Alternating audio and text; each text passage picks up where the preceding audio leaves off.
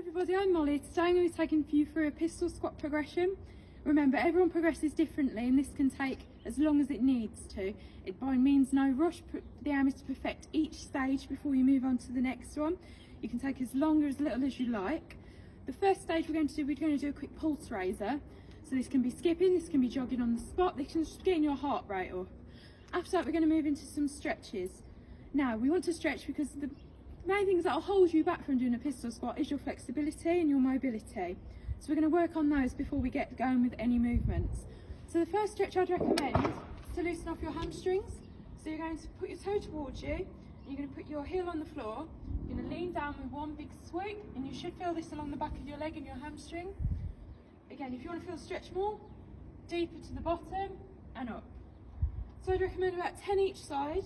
Again, heel to the floor, push back with the bum and up. Deeper the stretch with your arms, the more stretch you're going to get in your hamstring. After this, I'd recommend some side squats or Cossack squats. So you're going to come to the side, you should feel this in the side here, and just open up your hips. Come back to the middle, back down to the side. Back to the middle, side. Put your arms out as well to help you balance.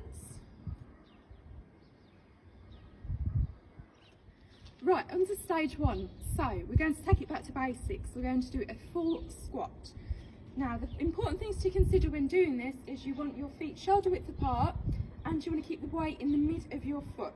If you find yourself coming forwards or your ankles are off the floor, to begin with I'd recommend placing books underneath your feet.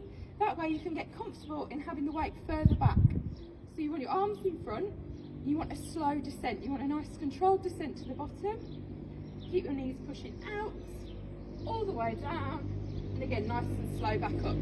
Again from the front, set myself, feet shoulder width apart, arms in front, slow descent, all the way down to the bottom.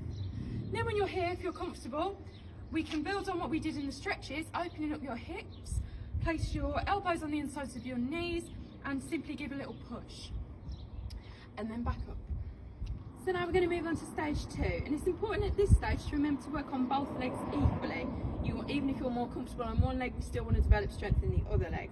So now we're going to get more specific, so you're going to find yourself a chair or a sofa. Bear in mind, the higher the surface is, the easier it will be. So if you're not feeling too confident, I'd recommend a higher, harder surface, then progress down towards the sofa, which when you sit on it will sink, which will replicate the real movement. So for this example, I've got a chair and it's quite low down, so this will be quite challenging if you've got something a similar height to me. Now, I'll do it from the side so you can see.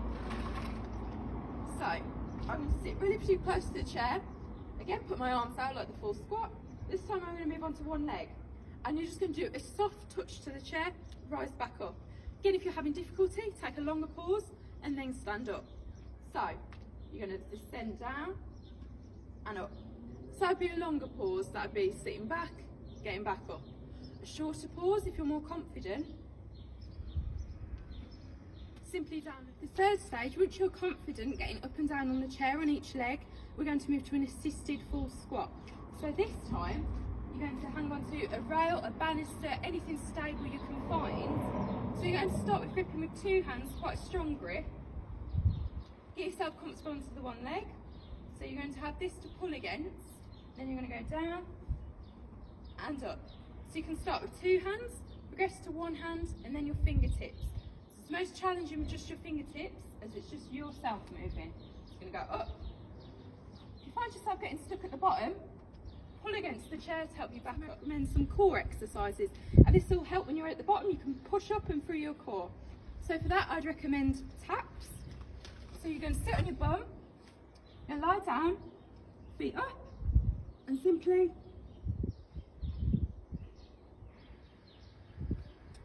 I'd recommend sets of 20. So 4 sets of 20, build yourself up to that though, and you can start with sets of 5, sets of 10, and then build your way up.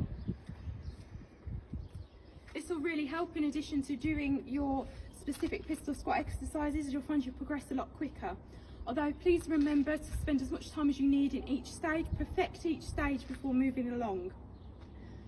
Another thing I like to do the pike stretch, as this gets you used to the position. So once again, you're going to sit on the floor, feet out in front, you can extend your toes, come forward to a stretch. far as you can go. If you can go here, perfect.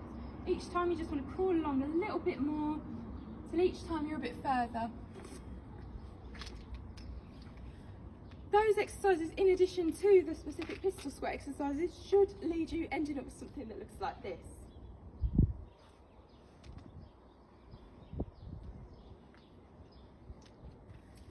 One final reminder, thank you for watching today, and please take this at your own pace.